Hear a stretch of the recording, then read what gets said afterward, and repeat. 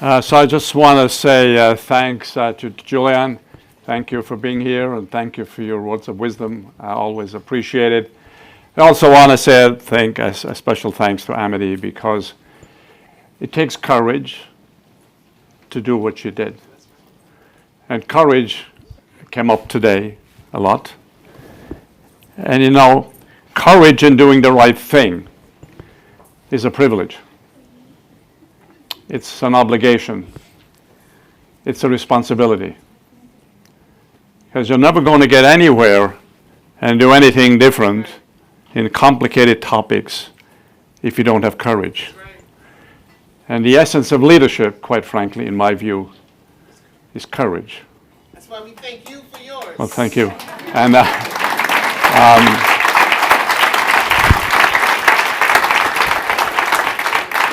I want to thank everybody for the participation today, for everybody that came on stage and everybody that was here. And just a couple of points that came across, just to kind of remember. One is that we can always do more than we think is possible. There are no such things as limits. That's how progress moves. Things get done because people believe it can be done, despite the fact that so many others will tell you it's not possible. That's right. But that's how progress moves. That's right. And believing in our cause is important, which everybody here does, but you got to believe it with passion. Because when you communicate something in a passionate way, it inspires. Otherwise, you're just spouting information. You got to come across believing deep down that this is an important issue that matters.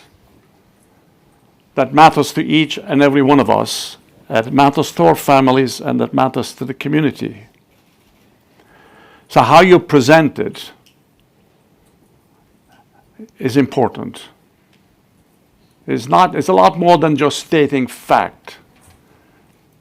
It's the belief behind it that matters.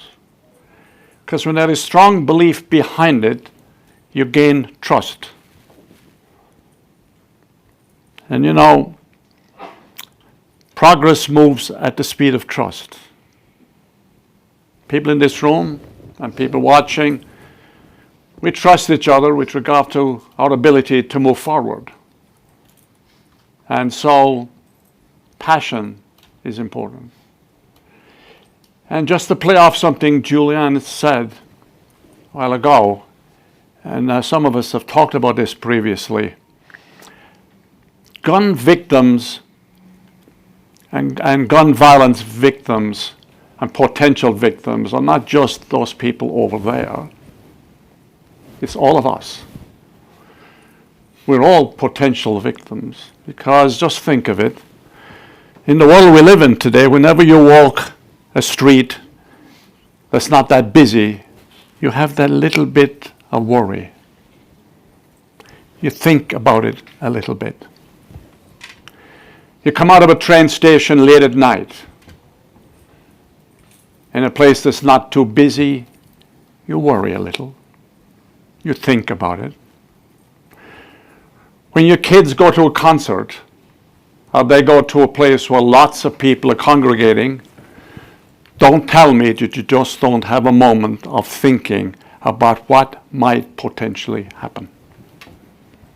In other words, am I going to be in the wrong place at the wrong time, in the wrong situation, in the wrong circumstance? So we're all potential victims. It affects how we think. It affects what we believe. It affects how we worry about those around us. And when you try to personalize a little bit like this, then it brings a little bit more meaning to the importance of what it is we do.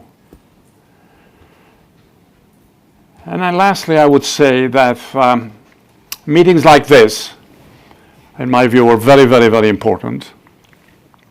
And by the way, being in person is very important. You do not get the same sense by a Zoom call. You got to be together because we crave socialization. We crave togetherness. And every single one of you is a little different now than you were this morning. You've all learned something more than you came in with. You've all developed a new relationship that you didn't have this morning, or you enhanced a relationship that you had before, but it's more intense now. Many of you will leave here with business cards of other people that gave them to you this morning or during the day, and you will, over the next week or two, call those people and say, great to see you. What else can we do together? That's collaboration. That's partnerships. Okay?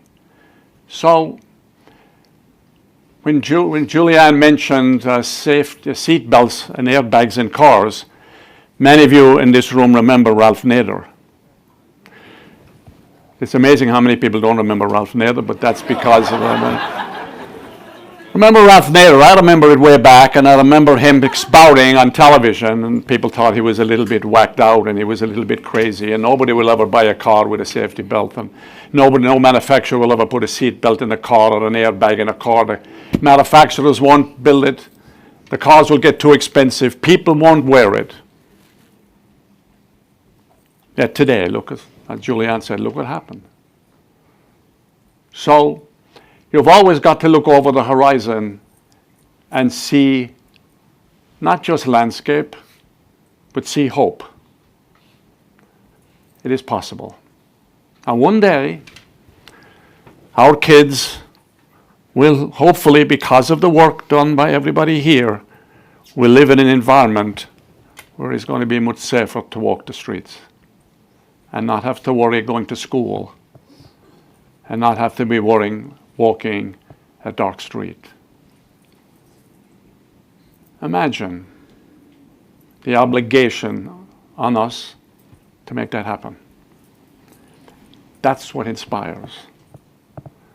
That's what makes us feel proud about who we are. And being in all of the business that we're in, pride is important. You have to have pride in what you do. You got to believe in what you do. And you got to inspire others to believe, because leadership, quite frankly, is about getting others to believe that they can do more than they could imagine ever doing. That's the essence of leadership. And it's about agreeing to agree. And so I want to thank you all for being here.